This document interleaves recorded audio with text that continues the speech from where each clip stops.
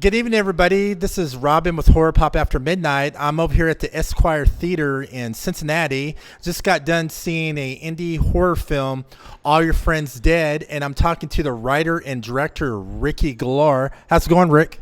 Doing awesome. Thank you so much for coming out tonight. Thank you for helping the movie, as you saw Horror Pop After Midnight being listed in the credits. I know, I liked it. I had a big smile. I was going up to Kara. I was like, did you see it? Did you see it? And she was just sitting there laughing. Yeah, I'm famous. Now let's talk to Ricky's wife, who was also in the film too, a great method actor, and she was really going after him in the movie. How much fun did you have going after your husband in the film? It was a blast. I loved it. Yeah, like you said, method acting. Very much just me ragging on him like I do at home. So there you go. And just so she's not conditionally named Ricky's wife, her name is Allie Deleonitis. Thank you. Woo, that's a great stage name. I like that. Now let's go over here and talk to the funniest, most craziest serial killer of the film. Hi, I'm Chris. Played the serial killer in the film, amongst other things. Darkness owner, as producer as well. Just the whole opportunity to do this was great. Ricky really directed me as far as being the killer. Was the inspiration for a lot of those moves that we got to see me dancing. But it was a great time being able to do some of the special effects and help somebody I'll get to talk to later about that. It was a great crew, great team, and just a lot of fun. Yeah, that mask you were wearing kind of reminded me a little bit of Bondage, but World War II fighter pilot mask.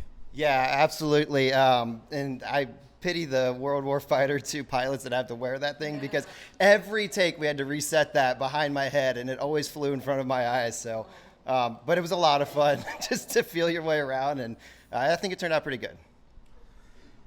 Now we're going to come over and talk to the special effects people of all the great blood splattering. How's it going, guys? Going great. My name's Steve Schreibice. This is my daughter, Lizzie. Say hi. Hello. And yes, we did use a lot of blood. It was fun. This was a great experience for us doing a full-length film, and it was just fun to do a lot of really cool kills. It was a blast. So we thank Ricky for the opportunity to bring our craft out to his movie and see it come to life. It was pretty awesome. I love how you guys were shooting, like, you know, the blood packs spraying everywhere. It kind of reminded me of watching a little bit of a Tarantino a little bit.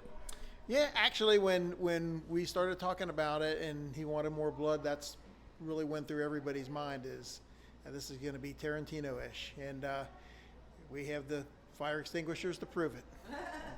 Really? So what happened? I mean, we loaded up fire extinguishers full of blood, and we did have multiple different, with each kill, that everyone's a little bit different in our pumps. And actually, it was kind of funny in one of our kill scenes, our pumps, our extinguishers were more powerful than our clamps were. We had a smaller clamp, so we actually, if you could have seen us behind, we had like 20-foot blood sausages.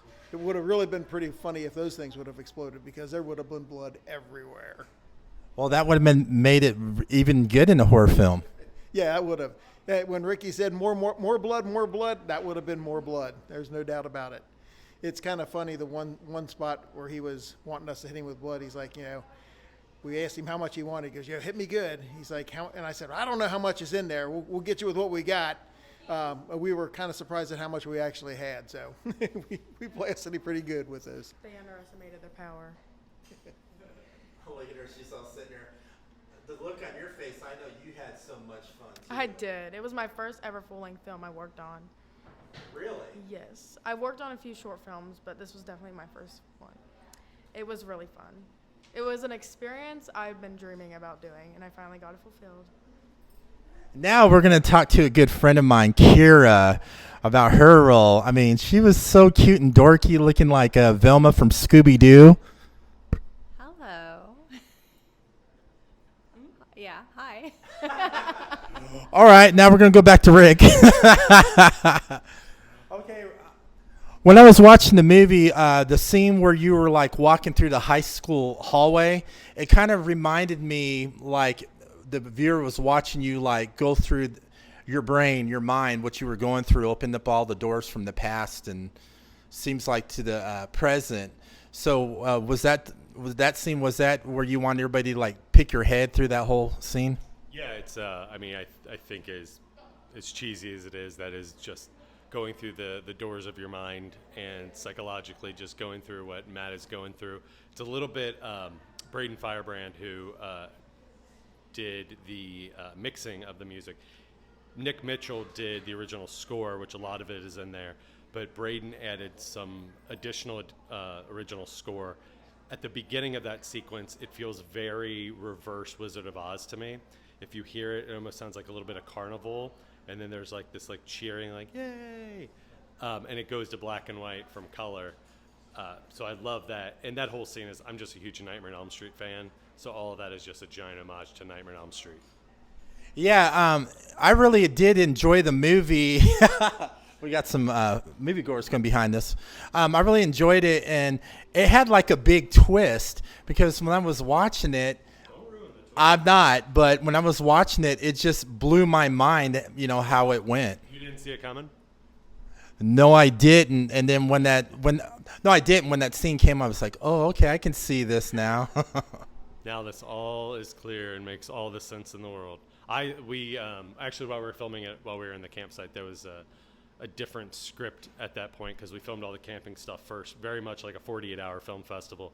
Kira, Eileen, Patrick, and Chance all filmed that camping stuff within 2 days. A third day if you add Patrick's death scene, we held off because it started raining. But so they did 30 pages in one day. We started filming at 7:30 a.m. and didn't wrap until 10:30 that night.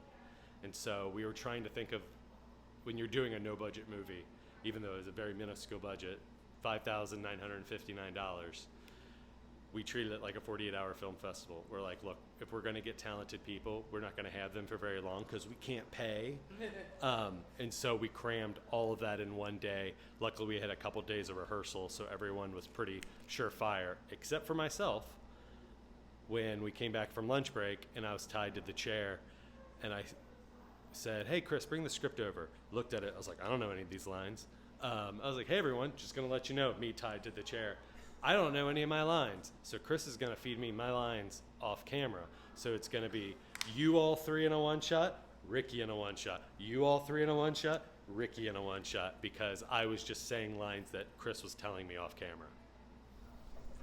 That's great. I know a little bit about that too. I thought maybe you were an ad-libbing because some actors will play it off a little bit if they don't know their lines. So they'll make up something clever and crazy. I really respect the writer of this movie. Okay. It was me. I wrote it. I could have ad-libbed. I could have just said like Kevin Smith, like when he ad-libs. He's like, I'm just doing another draft. But no, Chris was telling me my lines. Well, everyone else knew them really well, and I did not. The end of that day, both of my big toes were black. They were bruised from how long I'd been standing that day. But also, it was 100 pounds heavier, so that might have been the reason. But you were more than forgiven because you were writing, you were directing, you were producing, you were making costumes. Ricky did everything, so you got a pass. Yeah, and every time we filmed something, but especially when we filmed in Darkness, each new actor that we filmed with, Nick said to me, Nick Hines, the co-director, was like, oh man, why can't they be in the movie more? They're really good. You're in every scene. Why can't we have them for more of the movie? That's pretty wild. And the whole thing is, I got a private jet. Oh yeah, that's a joke that we're like, either we're gonna beat everyone over the head and no one's gonna laugh at it, or we'll get a couple chuckles. You know what? We had some sound issues because it sounds like airplanes are overhead. I thought of I was like, originally we should have written in someone say, oh, and this camping site, it's too bad they built an airport right next to this because we have some bad sound.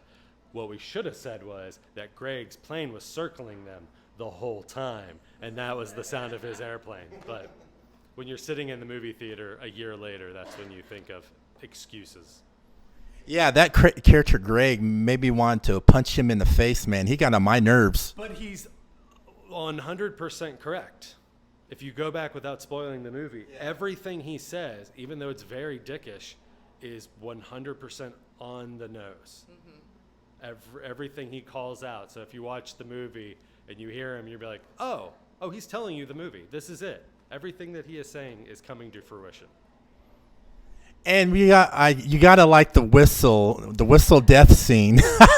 That was Nick Hines, not in the script. I, for random reason, didn't usually yell cut because Nick was actually operating the camera. I did more of the directing with the actors. He did it within the scenes while filming it, being like, okay, I've gotten what I've got. Cut, because he would stop the camera. Eileen was falling down the tree, Sarah, and was coming down, and me off camera. I was just like, cut, we got it. He's like, no. He's like, I was going to tell her to blow the whistle. We got to do that again. Set that up again. And I was like, I don't think this is going to be funny. And then we did it, and yeah, it was hilarious. The amazing thing is the fall that she took afterwards, because I mean she goes off camera and she falls another foot or two and face plants. So I mean she saw where she was going and totally committed to that. It was amazing. Yeah, it was awesome. It was the long fall, and just watching it was like, God, this is awesome. It was kind of ad-libbed in it, but it was beautiful. Beautiful. The happy accident of the special effects is you can see her shirt is clamped up a little bit because that's the tubes going up. Her sliding down and the blood being left on the tree looks awesome. Makes no fucking sense because she's sliced here because that's the blood being sprayed from the tubes. But that's a happy accident. Like, I don't think anybody's questioning that while they watch it. It just looks cool of her going, yeah. I mean, There could have been the knife that went almost all the way through. You just don't know. There again, the good excuses. And that's what we said. The clamp failed on that one, so we over tightened the clamps on the second one so that it wouldn't fail, and then it constricted our tubing, and that was just as funny if you could have seen it. Yeah, that's right. That was all Jason. But no, it was fun. But that death scene was as much fun as it was doing the bisected body. It was awesome. That was just a fun scene to watch. That was just one of my favorite deaths to watch. Before I get off with you guys, I want. Yeah, okay. Hey, let me get right behind you there, Ricky. Hey, where's Nick? No, I'm just kidding. I'm gonna tell. Wait, are you saying you're more attracted to one of us and it's Nick? Yeah. What did you get? Not who you wake up with, not who you dream about. I'm going to tell a funny story about Rick and I. I was at Liberty Funny Bone one night to see Chris Kattan. I was sitting there with my friend Christina. We're sitting there, and Christina goes, that comedian up there, because we were right by the stage, that comedian keeps on looking at you funny. And I looked, and I was like, is that Rick? I'm going to go say something to Rick. And we kept on like staring at you going, like that weird look. Yeah, it was weird coming out because people that are watching this know what you look like, I assume.